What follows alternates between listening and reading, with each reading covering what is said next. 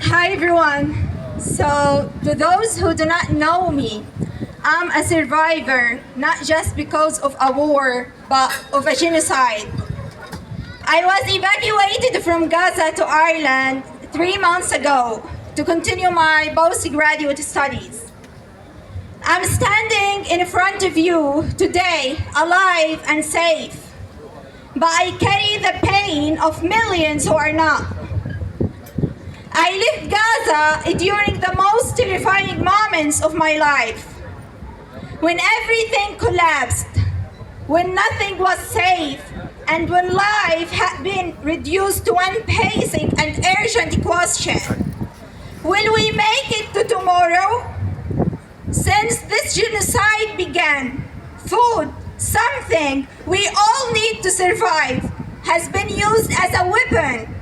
Starvation is not just an accident, it's a plan.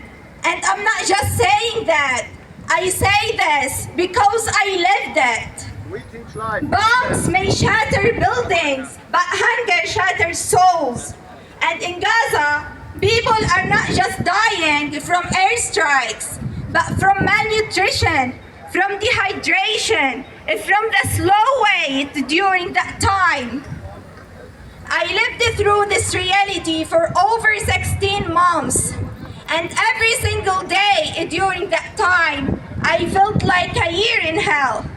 When I say starvation, I do not mean missing a meal. I mean waking up to the echo of an empty kitchen. I mean going days where my family and I had nothing, literally nothing but lentil soup and a few pieces of dry pasta to chew. I mean seeing my siblings, young, innocent children, beg for milk, for eggs, for even a biscuit, and having to tell them there is nothing left. I mean walking into a market and seeing shelves empty, not because the store was closed, but because there is nothing to sell. I mean nights in tents, cold, damp, and dangerous. My siblings shivering in the dark with no blankets, no food, no clean water, just fear, just hunger. This is mass starvation. It's when you see people crowding around a bakery, risking their lives for a piece of bread that's not even enough for one meal. It's when a bag of flour becomes more valuable than gold, but may also cost your life.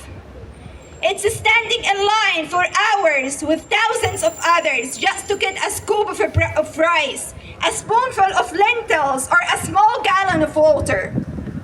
People are not just dying from hunger, but from humiliation, because starvation strips people of more than just their strength. It takes away their dignity. In Gaza, bread is not made with water and yeast. Bread is soaked with blood and grief. Even when you find it, it's never enough to live. Just enough to survive, maybe one more night. And we are talking about children. It's children who have been robbed of their right to be children. It's children who should be in schools, playing football, laughing with their friends. Instead, they are chasing aid trucks through the rubble. They are walking miles just to find water. They are dying. Let me say this again. Children are dying from hunger, from malnutrition, from the consequences of this cruel, engineered famine. They are not just numbers. They are human beings. Mothers cannot breastfeed because their bodies are too weak. Premature babies are born too small, too fragile. Their mothers are broken by hunger and trauma. They cannot feed them. And what's more heartbreaking, many of those babies die, not because of disease or injury, but because of the lack of baby formula. Yes, babies are dying because they do not have formula. Meanwhile, the world watches. Aid is blocked. Trucks are delayed. And the people of Gaza are told to wait, to be patient, to endure. But how long? Thousands of people have been killed just for trying to collect humanitarian aid. Imagine that, being bombed or shooted simply for reaching out for a bag of flour, rice, or for a gallon of water. Tens of thousands walk for hours across destroyed streets, military checkpoints, just to find a bit of food. Is that what survival means now? It's choosing between death by starvation or death while trying to prevent it. And while this continues in the world moves on. Forget, stay silent. But Gaza cannot be forgotten. This is not a natural disaster. This is famine. This is genocide. And we must name it. We must resist the silence that surrounds it. What the people of Gaza need is not just emergency. They need justice. They need freedom, and they need dignity.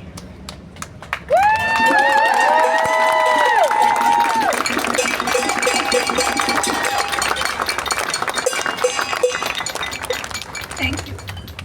You cannot restore dignity with a bag of flour. You restore dignity by ending the siege, by ending the occupation, and by ending the genocide. So I ask you, how long will this go on? How many more children must starve? How many more mothers must bury their babies? When you stand on the ground and witness it, it's really different from what's happening and showing it from screens or videos. The reality is far more painful. It's far more human. Too often, the world romanticizes us. They call us as just steadfast, as if we were born just to suffer, as if this is just for fate, as if this is just our fate. But if we are not symbols. We are not martyrs for someone else's narrative. We are human beings, and we deserve dignity. We deserve peace and a life worth living.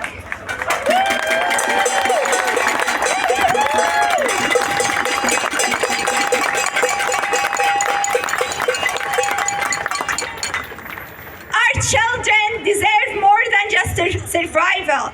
They deserve to go to school, to play, to sleep without fear. They deserve fresh fruit, vegetables, milk, eggs, not just the scraps of expired canned food. We are not just numbers in a headline. We are people with names, with faces, with feelings, with stories and dreams. Sometimes people say to me, you are lucky, you got out of Gaza and you escaped. But I didn't escape. I'm living a second Nakba here. My body may be here, but my mind, my soul is still with my family in Gaza. Every day, the weight on my shoulders grows heavier. I eat while they starve. I sleep while they are run from bombs. And people still think that the Nakba is just a historical event that happened in 1948. But it's not just history. It's our present. It's happening again right now. Occupation, displacement, massacres, starvation, and destruction. This is not over. This hasn't stopped. And this is our still their struggle. Gaza has become a graveyard. And for more than 2 years, we have been bleeding with the world. See us, hear us, recognize our humanity. We are people with dreams. We are people with rights, people with hope. We are not asking for miracles. We are asking for what anyone around the world wants. To live in peace, to return to our homes, and to walk in our streets without fear. So I stand here today. I ask you not for your pity, but for your solidarity. Do not just watch us. Do not just speak about us. Stand with us. Because silence in times like these is not neutrality, it's complicity. We are not voiceless.